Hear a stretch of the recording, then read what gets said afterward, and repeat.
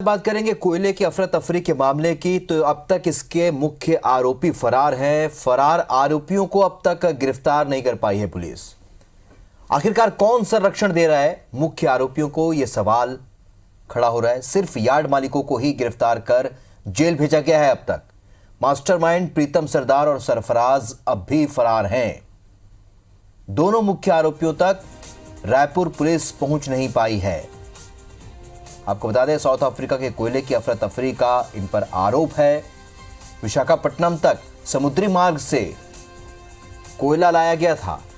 छत्तीसगढ़ समेत कई राज्यों के पावर प्लांट में इसकी सप्लाई की गई। पावर प्लांट के मालिकों ने रायपुर एसएसपी से इसकी शिकायत की। शिकायत के बाद रायपुर पुलिस ने कार्रवाई की थी।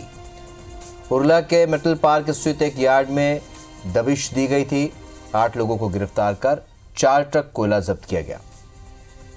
तो हाई क्वालिटी कोयले की जगह घटिया कोयला मिल रहा था और पुलिस को चकमा देकर सरफराज फरार हो गया था।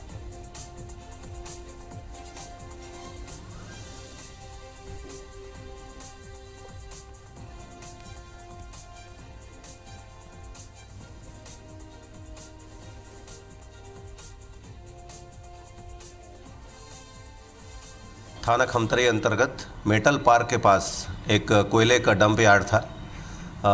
इस संबंध में प्रार्थी वेद प्रकाश बिसेन, जो कि बजरंग पावर के मैनेजर हैं, उनके द्वारा शिकायत दर्ज कराई गई कि ये अवैध तरीके से संचालित किया जा रहा है। इसमें कोयले को डंप किया जाता है, उसके बाद उसमें रॉ मटेरियल मिलाकर, पानी मिलाकर इसको पुनः पावर प्लांटों को बेचा जाता है। और इसमें 10 लोगों की गिरफ्तारी अभी तक हुई है।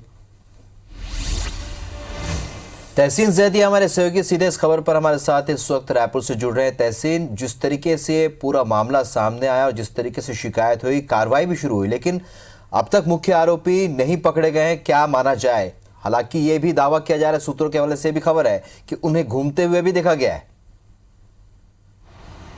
देखिए, जिस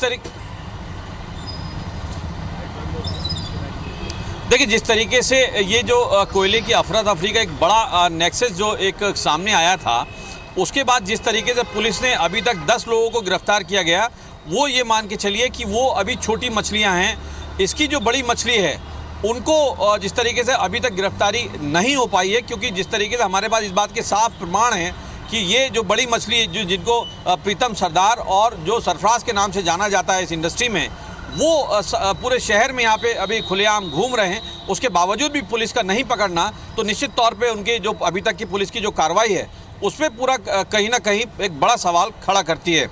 यहाँ पे अगर बात करते हैं प्रीतम सरदार के बारे में, तो प्रीतम सरदार के बारे में बताया जाता है कि प्रीतम सरदार शुरुआत में कटघोरा का रहने वाला है। शुरुआत में ये रायपुर में आके एक जो पावर प्लांट में एक जो लोडिंग अनलोडिंग का जो सुपरवाइज़र के लिए काम किया। 6 से 7 साल में इसने ये अफरा तफरी करने के बाद एक बड़ा अपना एम्पायर खड़ा किया है, जिसमें जिस तरीके से जो बात सामने आई थी कि बालाजी ग्रीन सिटी जो हीरापुर में है, वहाँ पे एक महंगा फ्लैट है। उसके अलावा जो हीरापुर चौक पे एक बड़ा बंगला उसने बनाया है। तो उसके चलते जिस तरीके से सिर्फ ये 1-2 दिन का ही काम नहीं था यहाँ पे राहुल, ये इनके द्वारा कई सालों से ये काम कराया जा रहा था। और जिस तरीके से अभी तक पुलिस इस बात का सिर्फ दावा ही कर रही है कि उनकी गिरफ्तारी के लिए उनके जो सभी संभावित ठिकाने हैं वहाँ पे छापामार कार्रवाई की गई है।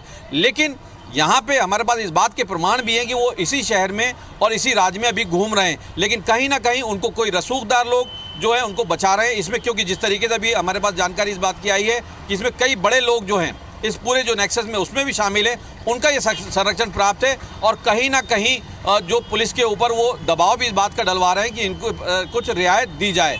लेकिन जिस तरीके से पुलिस अभी तक उनकी गिरफ्तारी नहीं कर पाई है, तो इससे साफ जाहिर कहीं ना कहीं होता है कि ये पुलिस भी उनको कहीं ना कहीं कुछ राहत दे रही है।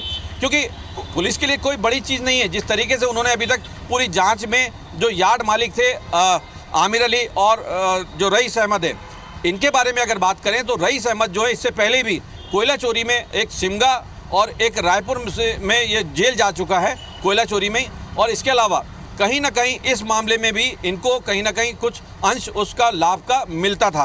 तो इस बात के प्रमाण मिले तो पुलिस ने उनको भी जेल भेज दिया। लेकिन इन दोनों की गिरफ्तारी कहीं ना कहीं पुलिस के लिए एक सरदर्द बनी हुई है, लेकिन पुलिस कहीं ना कहीं इनको अभी तक गिरफ्तार नहीं कर पा रही है। तो इससे साफ जाहिर होता है कहीं ना कहीं इनको बड़ा संरक्षण अभी प्राप्त है और पुलिस भी इनको कहीं ना कहीं राहत देने की में नज़र आती है, क्योंकि पुलिस के लिए कोई आरोपी जो है, कोई अपराधी जो है वो बड़ा नहीं होता, चाहे वो किसी भी शहर में रहे, लेकिन उसको गिरफ्तार करती है। और ये एक बड़ा ही संगीन और बड़ा एक घोटाला सामने आया था, उसके ही आरोपी है, लेकिन अभी तक पुलिस का इनको गिरफ्तार नहीं करना, तो कहीं ना कहीं पुलिस की अभी तक की जो कार्यप्रणाली है उसमें एक बड़ा सवाल खड़ा होता है। जी बिल्कुल जाहिर सी बात है तहसीन, जिस तरीके से कार्रवाई होनी थी उस तरीके से कार्रवाई नहीं हुई। अभी तक बड़ी मछलियां पहुंच से दूर हैं और जो गिरफ्तारियां हुई हैं वो भी मात्र दिखाने के लिए। ऐसे में संरक्षण की बात जहां तक है, कहीं ना कहीं संरक्षण भी मिल रहा है, इस वजह से भी ये बचे हुए हैं। इस चर्चा के लिए बहुत बहुत शुक्रिया तहसीन आपका।